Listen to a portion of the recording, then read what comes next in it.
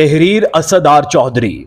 नाजरीन, इस लामतनाही कायनात में खुदा ने बहुत से रामूजो इसरार रख दिए हैं और वो खुद कुरान में कहता है कि गौर फिक्र करो, तदब्बुर करो। ये एक ऐसी नसीहत है जिसे जानकर इंसान खुदा के करीब होने की तरफ चल पड़ता है। क्या इस कायनात में हमारी जैसी और भी दुनिया मौजूद हैं? क्या इस कायनात की वुसअत को कोई आज तक जान सका है? इन तमाम कड़ियों में ब्लैक होल के इंकशाफ ने तहलका मचाकर रख दिया।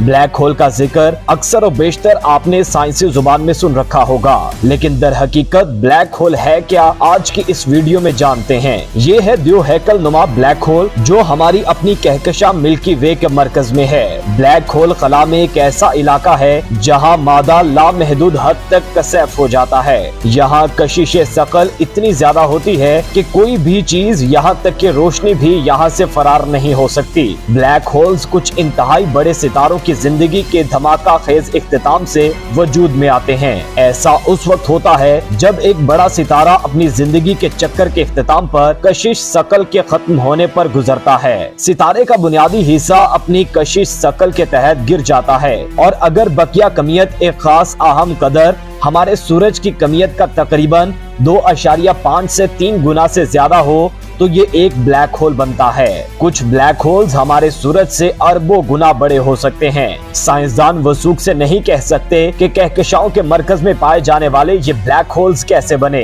मगर ये वाज़ेह है कि ये कहकशा को तवानाई फराहम करते हैं और मुतहरिक रखते हैं और उनकी इर्तका पर असर अंदाज होते हैं। जमीन से 26,000 नूरी साल फासिले पर वाक़े ये ब्लैक होल अपनी दूरी के बायस आसमान पर शायद किसी सुई की नोक से भी छोटा नजर आए। इसलिए ऐसे हदफ की तस्वीर कुशी के लिए साइंसदानों को आम टेलीस्कोप से कहीं ज्यादा बारीक रेजोल्यूशन की जरूरत होती है। यूनिट होराइजन टेलीस्कोप नेटवर्क ने इसके लिए very long baseline interferometry VLBI नामी तकनीक का इस्तेमाल किया। इसमें कोई एक टेलीस्कोप नहीं इस्तेमाल की गई, बल्कि एक दूसरे से बड़े फासलों पर मौजूद 8 रेडियो एंटीनास को आपस में मुंसलिक किया गया ताकि जमीन के साइज जितनी बड़ी एक टेलीस्कोप जैसे नताज हासिल किए जा सकें। चुनाचे एवनिट होराइजन टेलीस्कोप को इससे इतनी रेजोल्यूशन हासिल हुई कि वो मिसाल के तौर पर चांद की सतह पर रखे एक डोनट को भी देख सकते हैं। इसके बावजूद एटॉमिक घड़ियों और जदीद तरीन एल्गोरिथम्स की मदद से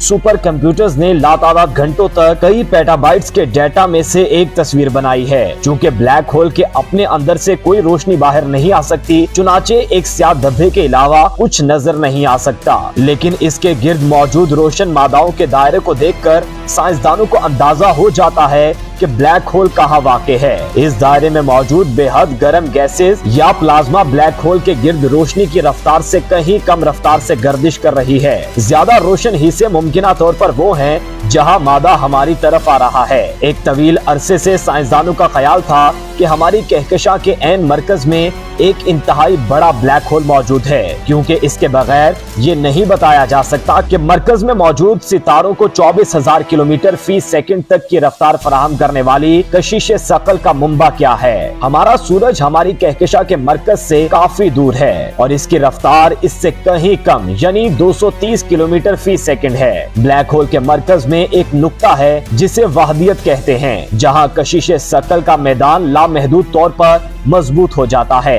वहदियत के गिर्द एक ख्याली हद है जिसे वाकई उफ़क़ कहते हैं। एक बार जब कोई चीज इस हद को अबूर कर लेती है तो वो एक ब्लैक होल में फंस जाती है और कोई भी चीज हत्ता के रोशनी भी उससे बच नहीं पाती। ब्लैक होल्स मुख्तलिफ साइज में आते हैं इनकी कमियत के लिहाज से।